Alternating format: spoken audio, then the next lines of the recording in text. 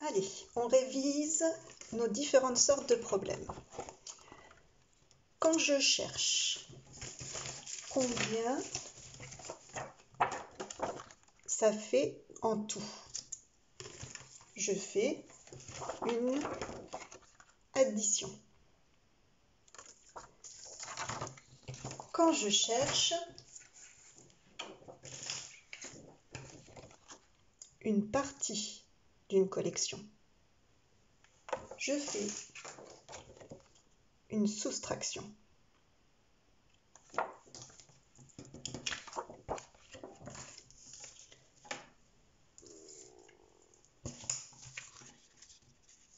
Premier problème. Pour aller à la salle des sports, Mélissa et Margot portent des plots. Mélissa en porte 14 et Margot en porte 13. Combien de plots porte-t-elle à deux? On cherche le nombre de plots qu'elle porte à deux. La question que tu dois te poser, c'est est-ce qu'on cherche combien il y a de plots en tout ou combien, ou est-ce qu'on cherche une partie des plots? Quand tu as trouvé, tu écris ton opération et tu calcules. Tu peux mettre sur pause et reprendre après pour vérifier. Mélissa en porte 14. Margot en porte 13. On cherche combien de plots elle porte à 2. On cherche bien combien de plots elle porte en tout.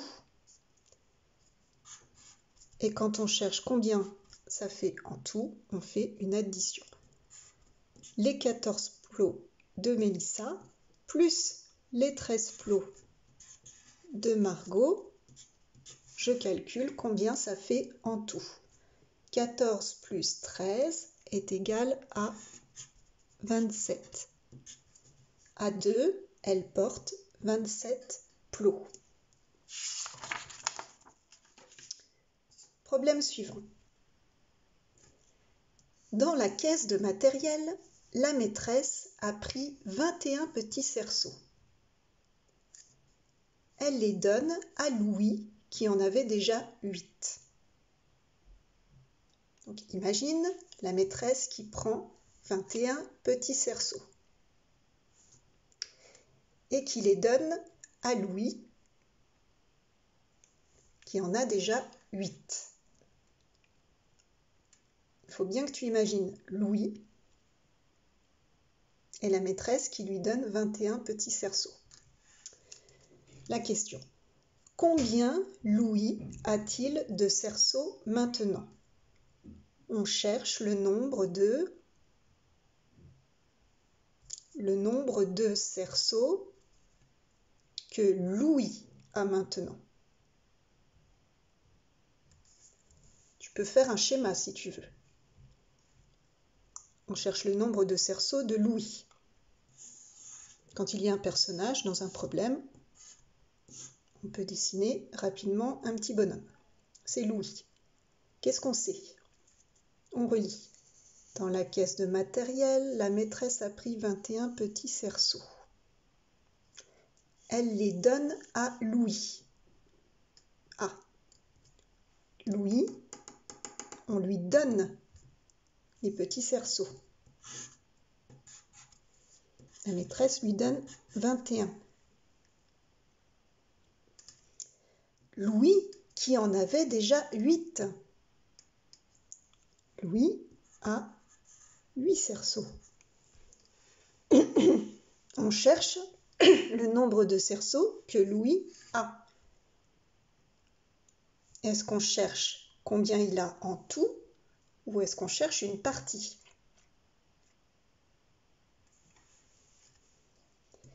On cherche combien Louis a en tout.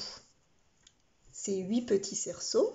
qu'il a déjà, plus les 21 que la maîtresse lui donne. 21 plus 8 est égal à 29.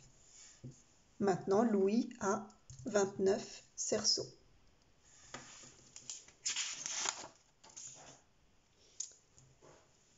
Problème suivant. La maîtresse avait apporté 18 ballons à la salle des sports. Au retour, elle porte 8 ballons et Louis porte les autres. Combien Louis porte-t-il de ballons? On cherche le nombre de ballons que porte Louis.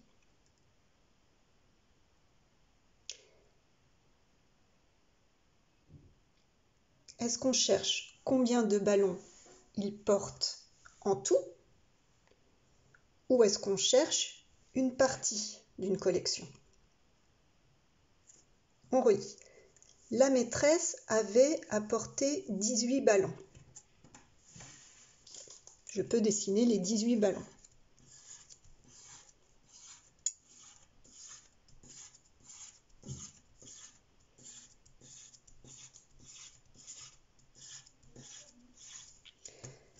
« 18 ballons, c'est le nombre de ballons en tout. C'est pour ça que je les ai dessinés. Au retour, elle porte 8 ballons. Je vais entourer les ballons que porte la maîtresse.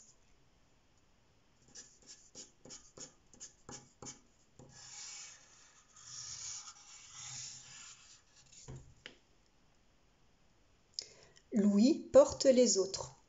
J'entoure les ballons que porte Louis. C'est bien ça que je cherche. Combien Louis porte-t-il de ballons?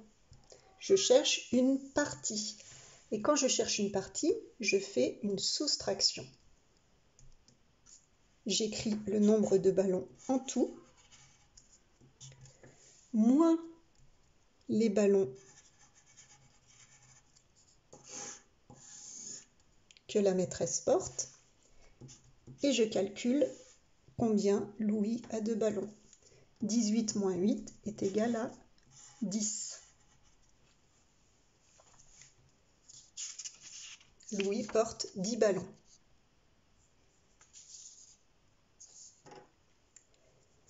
À la fin de la séance de sport, 12 des 21 élèves rangent le matériel.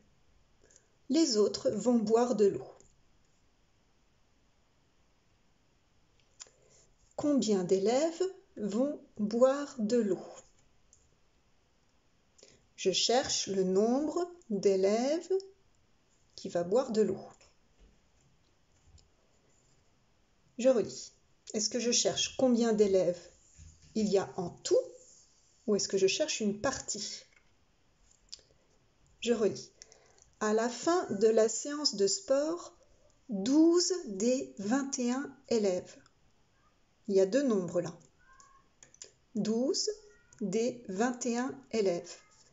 Est-ce que tu as compris que les 21 élèves, c'était le nombre d'élèves en tout? Je vais les dessiner.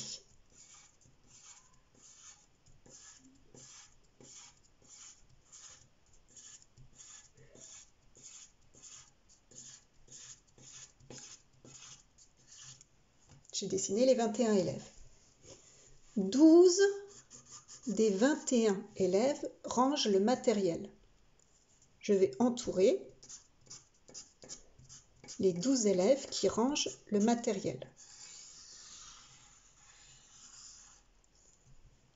Les autres vont boire de l'eau. J'entoure les autres. Je cherche combien d'élèves vont boire de l'eau. Je cherche bien une partie. Et quand je cherche une partie, je fais une soustraction. J'écris le nombre d'élèves en tout, les 21 élèves, moins les 12 élèves qui rangent le matériel et je calcule. 21 moins 12, c'est égal à 9. Il y a 9 élèves qui vont boire de l'eau.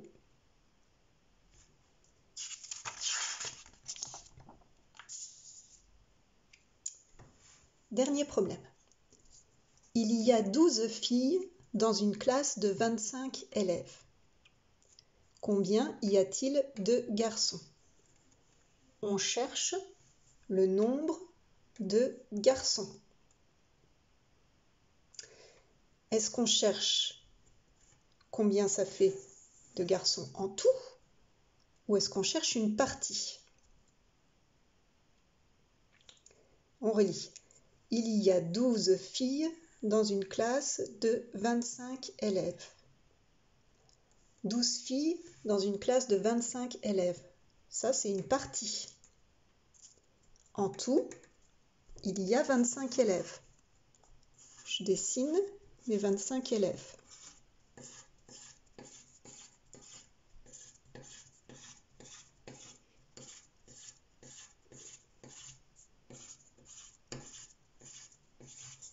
Je dessine le nombre en tout.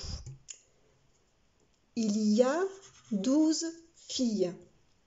C'est une partie des 25. J'entoure les 12 filles. 10, 11, 12. Combien y a-t-il de garçons?